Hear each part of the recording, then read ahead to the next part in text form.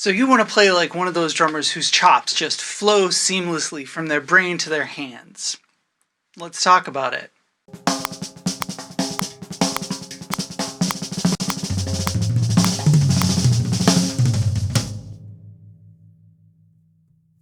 Hey y'all, my name is Penny Larson. Welcome to my channel. Today we're going to talk about the psychological concept of flow and how that applies to our ability to move seamlessly around the drum set. I first became aware of this concept as a psychological phenomenon in 1990 when I read the book called, simply enough, Flow by Mihai Csikszentmihalyi, who dove into this concept in a way that I could readily process as a 20-year-old. I was well aware of the phenomenon of going for a walk or even performing and arriving at my destination on the walk or coming off stage and not remembering anything that I had done. It was actually Michael Jordan when he started talking about being in the zone and leaving his consciousness behind. I had been getting messages like this for a long time. A science teacher in high school of mine was also a football coach, and he used to talk about how football players can't think, they have to react. Musicians, especially drummers, likewise. We don't have time to think. If you think, it's already gone. You have missed whatever you should have played. So let's talk a little bit more about what this concept is and how we might get there through some strategy rather than just hopefully trying to let go like Luke trying to blow up the Death Star. I saw a clinic with Terry Bozzio shortly after I had read this book. It was when he was first introducing the world to his crazy ostinato playing. That style was so influential on players that would come later. And people were playing ostinatos before Terry, of course, but he was the one that really expanded it to an almost orchestral approach within the drum set. So I went to see this clinic with him, and I have social anxiety, which I'm not sure if y'all know, but I do. And at the same time, I really want to engage with my favorite drummers. And Terry Bozzio at the time was, if he wasn't my favorite drummer, well, he wasn't my favorite drummer because Rod Morgenstein is always my favorite drummer. But if he wasn't my second favorite drummer, he was up there, right?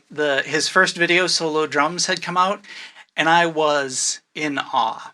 And at this clinic, he had expanded on what he had done on that Solo Drums video, and it was even better and more mind-blowing. And so I didn't organically think of a question. I had to like sort of sit there and think, okay, I'm going to ask him a question. What am I going to ask him? And the question that came out was, so Terry, when you're playing these crazy solos, what's going on in your head? And he thought about it for a second, and he said, I don't know.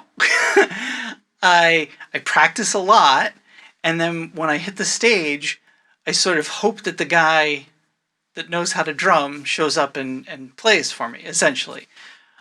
And at the time, I was really frustrated with that answer. It felt like a cop-out to me. But gradually, like I say, in the 90s, in my 20s, I was kind of putting all these pieces of this concept of flow or in the zone or letting go or however you want to, mindlessness, however you want to word it, it's the same concept. It is getting your conscious brain out of the way so that your subconscious, your unconscious, your mindless self can take over. And usually your conscious brain only gets in the way. So that's a good thing, and that's what we're going for. Once I was aware of the concept and I had put all these pieces together, I started thinking about how this can be learned, because it seems like magic, right? It's one of those, there are a lot of things we learn that it sort of feels like when you can't do it, it seems impossible, right? My favorite example for this, and I'm sure I've mentioned it before, is riding a bike, right? If you can't ride a bike and you watch someone ride a bike, it looks like magic, right? How can you be doing that? How could you possibly do that? This concept of letting go can feel the same way. What do you mean I'm supposed to not think when I play? It sounds so scary. Nowadays, I've gotten to the point where I have a ton of strategies to kind of, for lack of a better word, distract my conscious brain. And they don't always work. Sometimes I am too in my brain to let go. A great example of this that happened recently was a little over a year ago when I performed at PASIC. I could not let go. Playing in front of a room full of drummers, sitting there, impress us. That was too nerve-wracking for me to get out of my own way. And fortunately, even when I play, stiff and I'm thinking too much, it still comes out okay usually. My hands can usually get me there, even if my brain is like not helping at all. But let's talk about these burgeoning steps and how we can embrace this concept of flow and access it on purpose. One of the things that really struck me when Michael Jordan would talk about the zone is it really seemed like he didn't really know how he got there. He just got there sometimes, and sometimes he didn't. Sometimes, with all the preparation, it's not going to work, but there are things we can do to increase our chances of getting into this state of flow. The first thing is to make sure that you are completely grounded. And what I mean is be very comfortable with what you're doing. Let's put on a metronome. Listen to the metronome. Hear the click. Settle in with the click. Play quarter notes. Play eighth notes. Play incredibly simple fills. Try and just get inside the feeling. The more you can make simple things feel good, the more you will be in touch with that feeling of making things feel good. Peter Erskine described a great exercise on one of his instructional videos that he attributed to John Abercrombie. It's the type of exercise that I'm certain no one knows who started it. It was a soloing exercise for guitarists, and the exercise was you play a whole note, and then you play a whole note, and then you play a whole note, and the goal is you are picking the note that you really want to play. You are giving yourself plenty of time, a whole measure, to pick the next note. And then once you can do that and be really confident that you're picking the right note, you move to half notes, and then quarter notes, and eighth, and 16th, and 32nd, and so on. For us, starting with whole notes is probably a little extreme. The drums as an instrument don't really lend themselves to whole notes too much. So usually what I will start with is either quarter or eighth, and I still do this exercise. Just play a really simple fill. Break it down in a few different ways. Break it down with just your right hand. So if you're playing eighth notes on the hi-hat and 2 and 4 on the snare, in the fill, play just your right hand, the eighth notes on the snare drum. So your right hand is moving back and forth from the hi-hat to the snare drum, but it's always just playing eighth notes.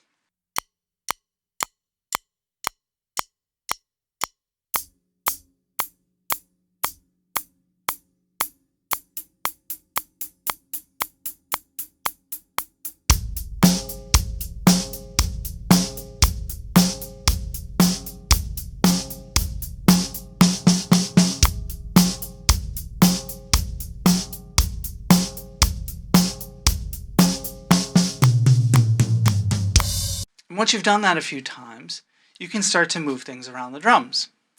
Still, just eighth notes though. Really simple. You want to, and not too fast too. With a metronome, not too fast. You want to be giving yourself time to make choices.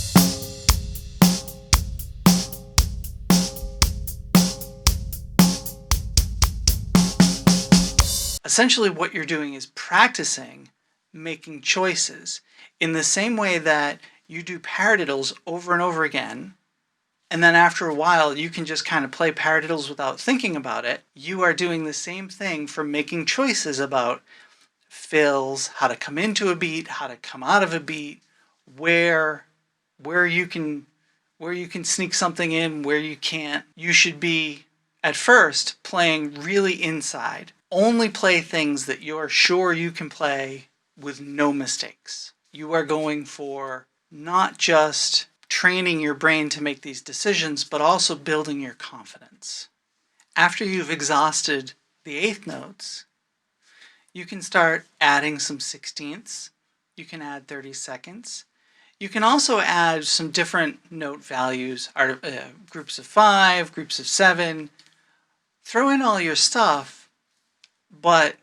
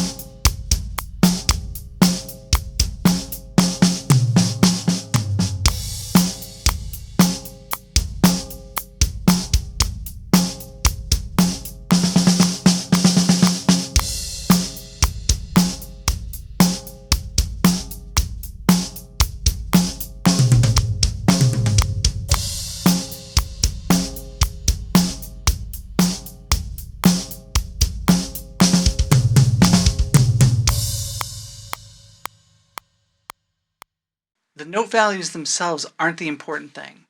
At this point, you want to start thinking melodically. One of my favorite things to do, and my channel is littered with videos of me doing just this, is I will play a couple sounds, and sometimes it'll be a melody, sometimes it'll be less melodic and just more about the rhythm, but it's something that catches my ear, and I'll just play around with it for a few minutes, right? I'll see all the ways that I can, like, it's almost like taking something apart to look at it and then putting it back together. And by doing that, I really own that pattern. It's usually not something super hard, right? Like I have my little bag of like tricky licks over here, which are cool. Tricky licks are awesome. Those are the ones that make people go, ooh. And it's fun to make people go, ooh, right? That's fun. But I've noticed that the things that make me go, the things that tickle me and make me laugh and bring me the most joy and happiness when I'm playing the instrument aren't the craziest licks. They're the ones that are kind of like, oh, I wasn't expecting that. And the way that you get to those, oh, I wasn't expecting that licks is this letting go process. And the more you repeat something or repeat an idea, the more you will find it's easy to just morph that idea. Keep your ideas simple at first and think about melodies, and then take them up.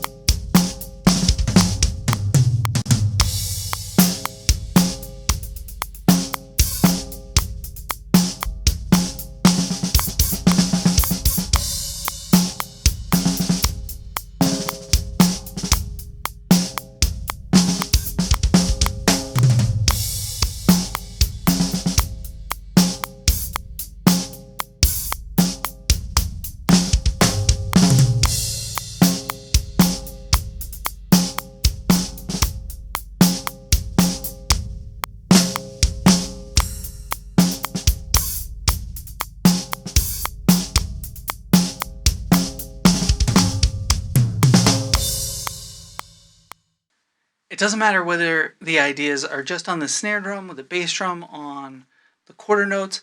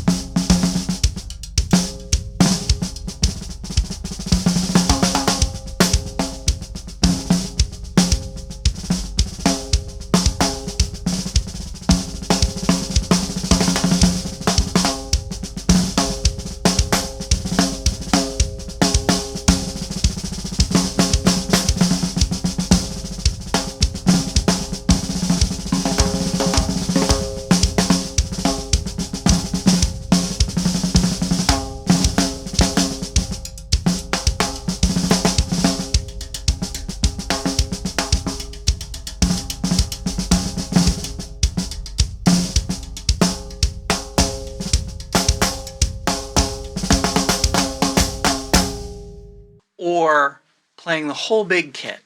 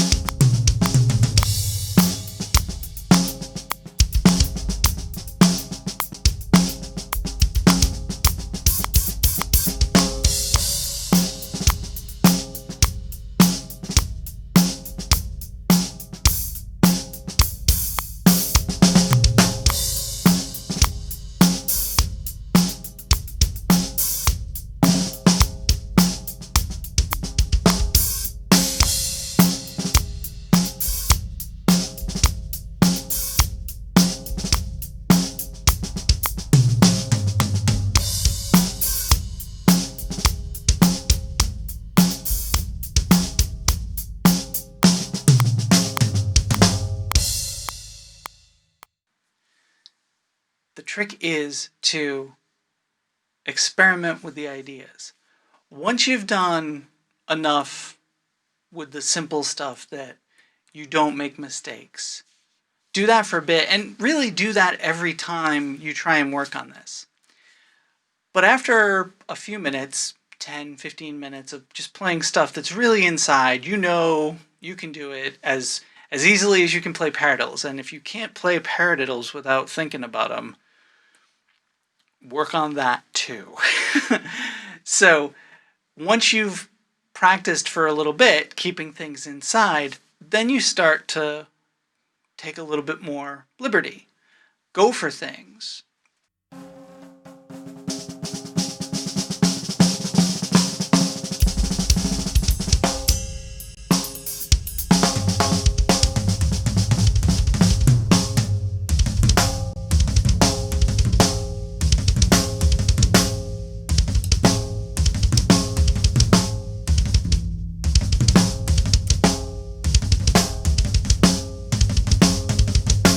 Don't be afraid of mistakes, especially in the practice room. When you're on stage, you want to keep things, maybe 85, 90% of your risk level, right? And by risk level, I just mean, your brain will think of something and you'll also kind of go, I wonder if I can pull that off. And by the time you've thought that, you've already tried it and almost, right? And that's a lot better thing to do in the practice room than on stage. Sometimes on stage, there are those things you just have to go for, right? Because why else would you get on stage but to live on the edge, right? Seriously, on stage, you're going to want to keep that sense of risk a little bit more contained, just because, you're assuming you're part of a group, and the drummer's role in a group is keeping everybody together and on the same page. And if you're off over there, it's going to be harder to do that. But in the practice room, I don't even think there are mistakes, right? They're just learning opportunities. So far our strategy is keep it super simple. Start with eighth notes, quarter notes if eighth notes seem too intimidating. Use a metronome, play some very, very, very, very simple ideas, and very gradually start to add more ideas.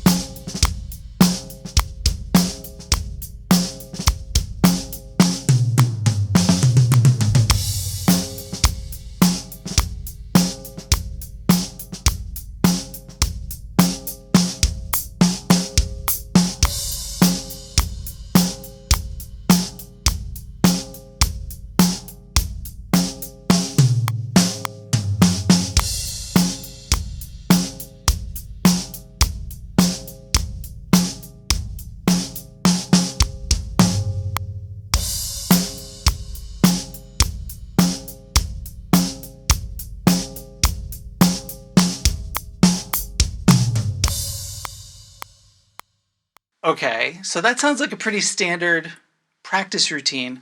Where does the flow come into it? So I said earlier, I have a lot of strategies to distract myself. I could have used some last year or a year and a half ago at PASIC. Literally, I will think about things that have nothing to do with my performance. Everything that they tell you not to think about, I think about. So if I'm on stage, I'll think about what I'm going to have for a snack after the show, how bad traffic is going to be on the way home, how much sleep I'm going to get tonight. All of these non-related things, because I want to keep my conscious brain out of the way.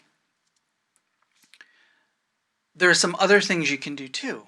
You can put on headphones and listen to one song and play a different song. Okay?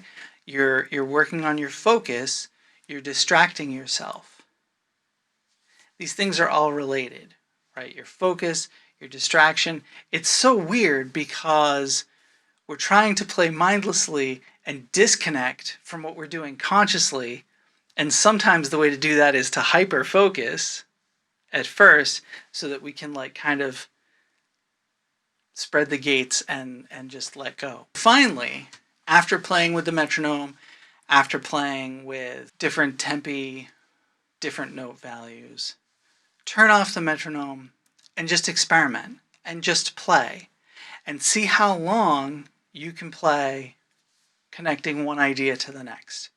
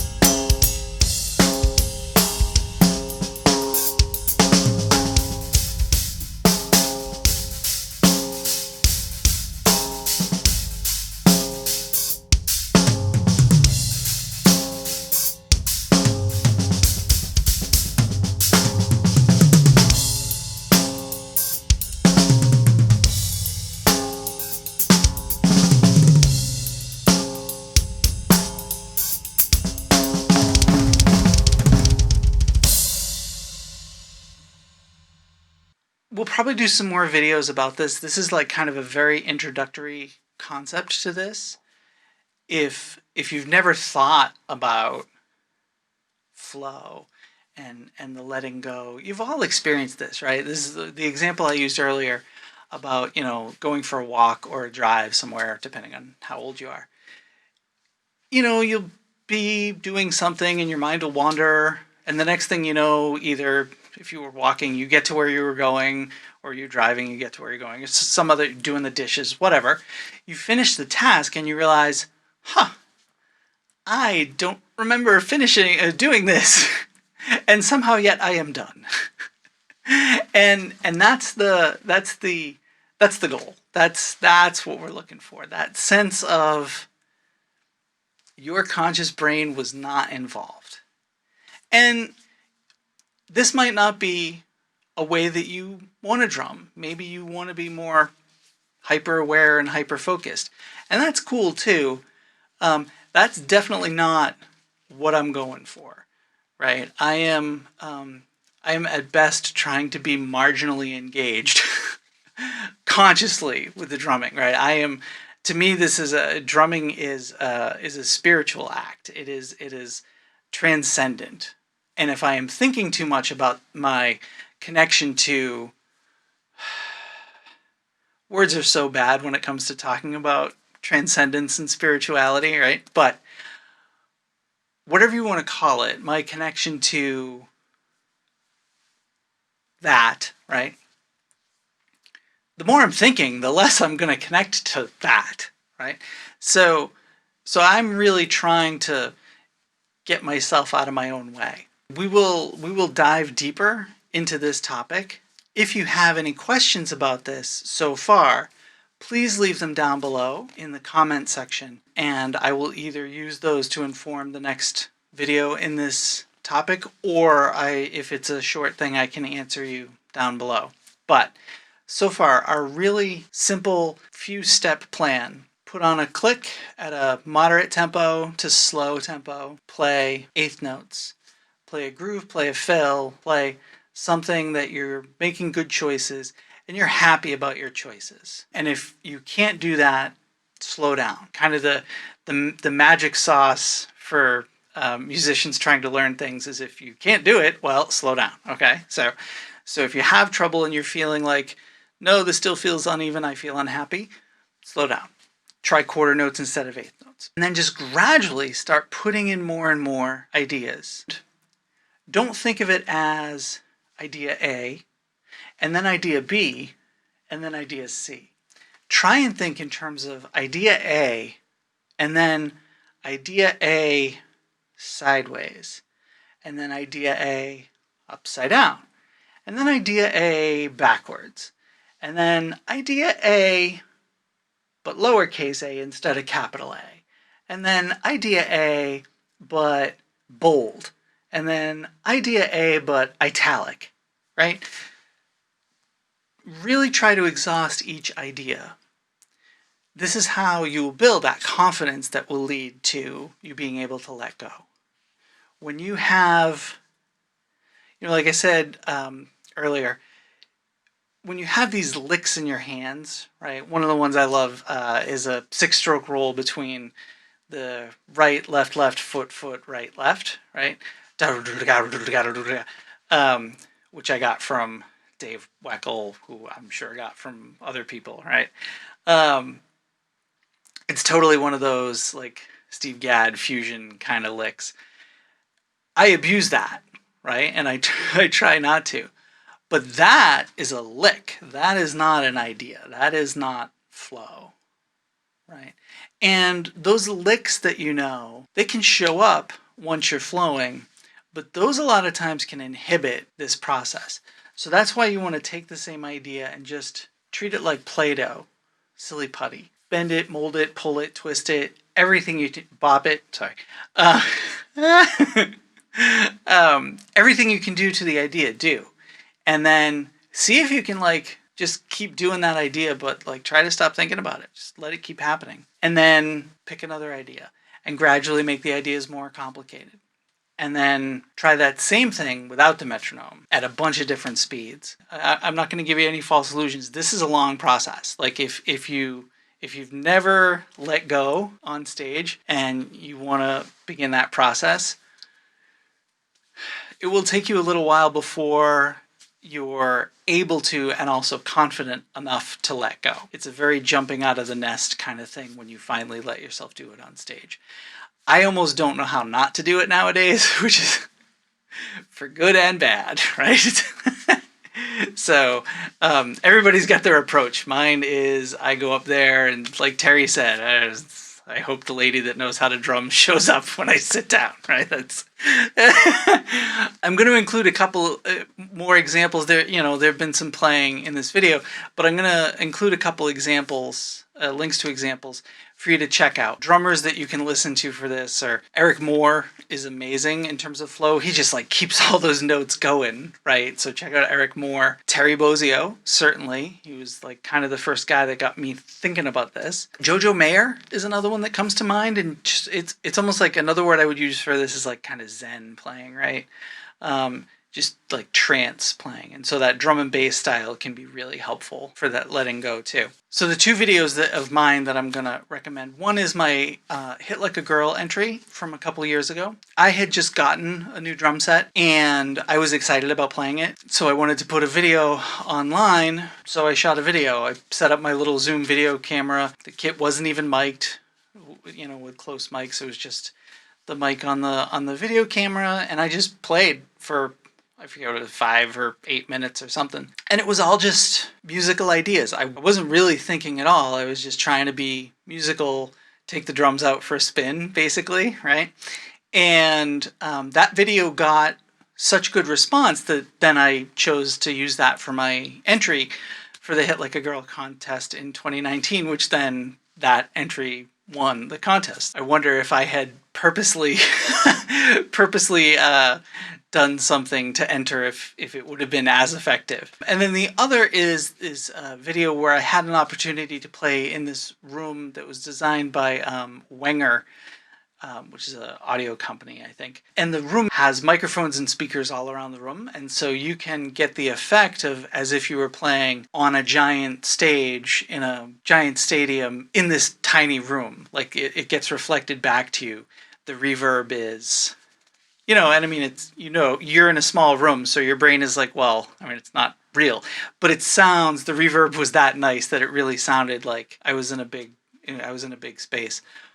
But part of hanging out in that room was I had the gentleman that was showing me around that day. He did a little video on my camera, and it was all just, hey, let's see what I can do. See where it takes me. The journey is what it's about. I tell people all the time, I try and have as much fun as possible when I'm playing. And, you know, there are other considerations too, right? If you're playing with a band, you need to make sure that you're keeping good time and keeping the band together and hitting the right spots and driving the music and making people tap their foot and blah, blah, blah. And yes, all those things are super important, but you also want to have fun.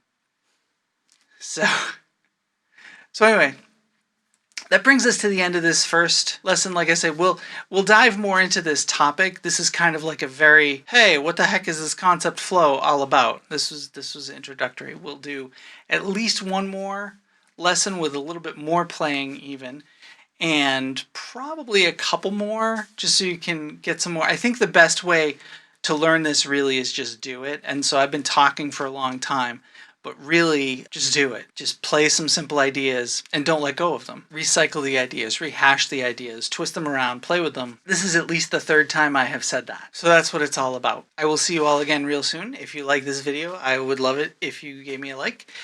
If you like this video, it would also be great if you subscribe to the channel. And if you really want to get notified when I upload new videos or go live, don't forget to hit the little notification bell icon. I will see you guys all again real soon. Love you. Bye.